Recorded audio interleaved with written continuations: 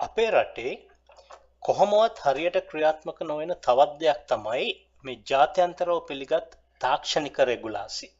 එහෙම නැත්නම් අපි කියනවා ඒවලට ඉංග්‍රීසියෙන් කියනවා code of practices සහ තත්ත්ව සහතිකයන්. එහෙම නැත්නම් standards කියලා කියනවා. ඉංජිනේරුවෙකුගෙන් එහෙම නැත්නම් වෙනත් උදාහරණයක් හැටියට විදුලි කාර්මිකයෙකුගෙන් ඇහුවොත් අපි පාවිච්චි කරන්නේ බ්‍රිටිෂ් ස්ටෑන්ඩඩ්ස් කියලා තමයි කියන්නේ. හැබැයි ඇහුවොත් එයාට ඒ බ්‍රිටිෂ් ස්ටෑන්ඩඩ් ගන්න පුළුවන්ද කියලා එහෙම නැත්නම් පරිශීලනය කරන්න විදියක් තියනවද කියලා හරිම කනගාටුදායක කතාවක් තමයි අහන්න ලැබෙන්නේ. සමහර විට එයා දැකලා තියෙන්නේ මීට අවුරුදු 10කට විතර ඉස්සර වෙලා ලියලා තියෙන බ්‍රිටිෂ් ස්ටෑන්ඩඩ් එක. දැන් ලෝකේ දියුණු රටවල මේ ඉංජිනේරුවරු හා විදුලි කාර්මිකයන් අතේ තමුන්ට අදාළ ස්ටෑන්ඩඩ්ස් එහෙම නැත්නම් කෝඩ් ඔෆ් ප්‍රැක්ටිසස් කියන ඒවා එහා සම්බන්ධව පොත් හා විශාල ලියකියවිලි තමුන් ළඟම තියෙනවා. එහෙම නැත්නම් ඒවා තමුන් වැඩ කරන කම්පැනියේදී පරිශීලනය කරන්න හම්බ වෙනවා. ඒවා ලබා ගැනීමට උවමනා තරම් පහසුකම් ඒ රටවල් වල තියෙනවා. දැන් බලමු අපිට ඇයි මේ ස්ටෑන්ඩඩ්ස් එහෙම නැත්නම් තත්ත්ව සහතික අවශ්‍ය වෙන්නේ ඇයි කියලා. එක උදාහරණයක් තමයි ගොඩනැගිලි හැදීමේදී පිළිගත් ජාත්‍යන්තර ක්‍රමවේදයන් තියෙන ඉන්ටර්නැෂනල් බිල්ඩින් කෝඩ්. එහෙම නැත්නම් අපි කියනවා ඒකට IBC කියලා ඉවර වෙලා. දැන් මම ඔබට පෙන්වන්නම් මේ ස්ක්‍රීන් එකේ දැක්කොත් එහෙම ඔබට පෙනෙයි IBC කියන්නේ කියන්නේ ජාත්‍යන්තරව පිළිගත් තත්ත්ව සහතිකයන්. ඒකේ හැම බිල්ඩින් එකක්ම මොකක් හරි කාණ්ඩයකට වර්ගීකරණය කරලා තියෙනවා. ඒවා කරලා තියෙන්නේ විශාල පර්යේෂණවල දත්ත ඇසුරෙන්. උදාහරණයක් හැටියට ගත්තොත් මේ තියෙන්නේ IBC එක. උදාහරණයක් හැටියට ගත්තොත් පාසලක් හදද්දී ඒ පාසලට අවශ්‍ය සියලුම ආරක්ෂිත දේවල්. ඒ කියන්නේ හදිසියකදී ඉක්මනින් ළමයින්ව මොකක් හරි හදිසියක් වුණොත් එළියට ගැනීමට අවශ්‍ය කරන දොරටු ගණන, අවශ්‍ය කරන අවම දොරටු ගණන. එහෙම නැත්නම් පිහිනුම් තටාකයක් හදද්දී අවශ්‍ය කරන ආරක්ෂක පද්ධතීන්. සාපු සංකීර්ණයක් හදද්දී වාහන නැවැත්වීමට අවශ්‍ය කරන අවම ඉඩකඩ ප්‍රමාණය. ඕනම ගොඩනැගිල්ලකට පාවිච්චි කළ හැකි උපරිම විදුලිය ඇතුළු බල ශක්ති ප්‍රමාණය. යනාදී වශයෙන් මෙකී නොකී බොහෝ දේවල් අඩංගුයි. එවිට ඒකට එතකොට වෙන්නේ මොකද්ද? අලුතෙන් එකතු වෙන ඉංජිනේරුවරු එහෙම නැත්නම් වෘත්තීය ශිල්පීන් ඒ පරිශීලනය කරන්න ඕන. එතකොට ඊට පස්සේ පිළිපදින්න ඕන. එහෙම නොකළොත් ඔවුන්ගේ අර වෘත්තීය ලයිසන්ස් එක මම ඉස්සරලා මේවා එකක එක්ස්ප්ලেইন කරා. ඒ කියන්නේ ඔවුන්ව රෙගියුලේට් කරන ඔවුන්ව මෙහෙවන අර වෘත්තීය ලයිසන් එක වළංගු වෙනවා. එහෙම නැත්නම් අත්හිටවනවා.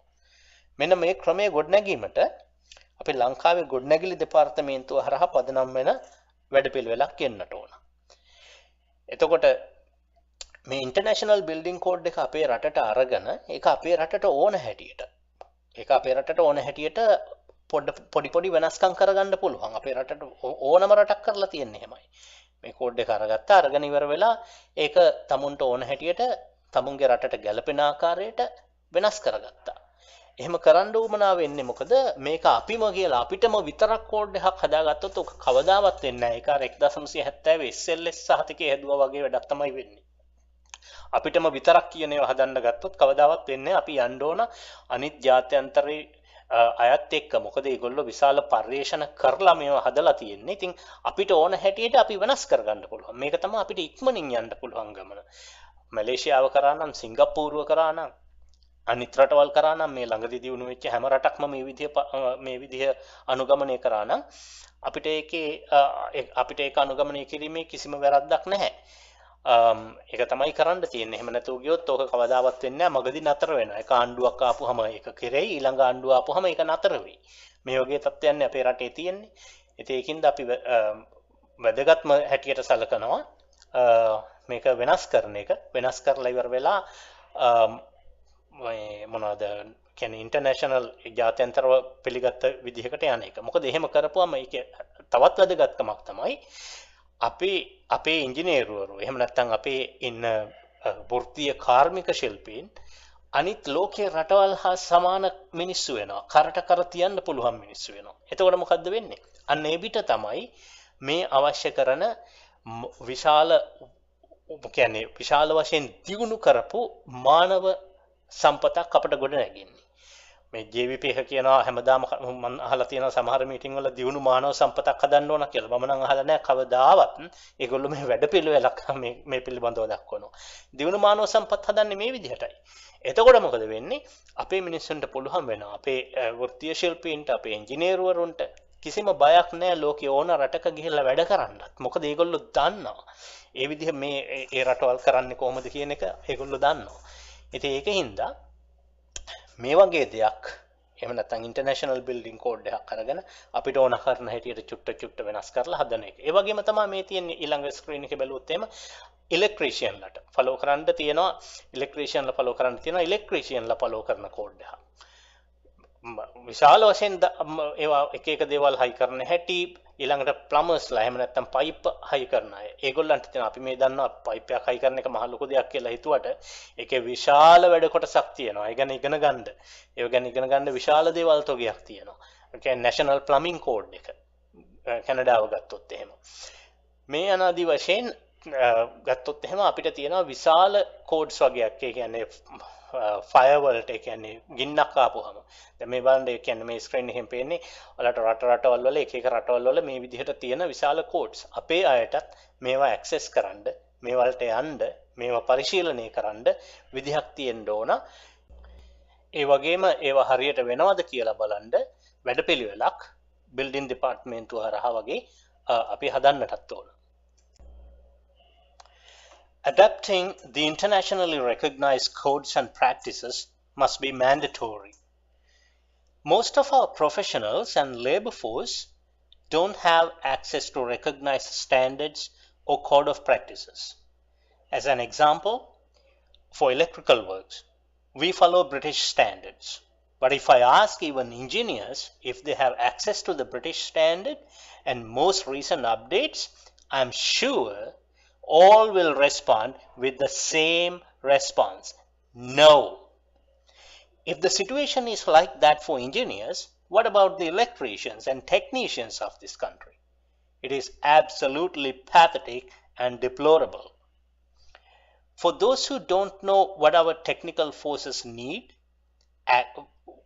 why our technical forces need access and better affiliations to these codes, I will explain further. As a pretty simple explanation, there is something called the International Building Code, or IBC, prepared after extensive research by world professionals.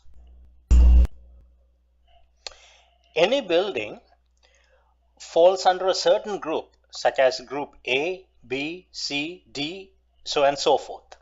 Then depending on its group, it describes various other requirements, such as the type of fire prevention and fighting methods. All sorts of required exits in an emergency. So this is the International Building Code. All sorts of required exits in an emergency, energy saving requirements, if it's a shopping mall, number of required parking lots, measures to be taken to prevent damages to people in an earthquake or other emergencies. So all design engineers have to basically follow these guidelines. Countries use the IBC as a starting point and then modify as necessary to that particular region or country. These processes have taken years to mature.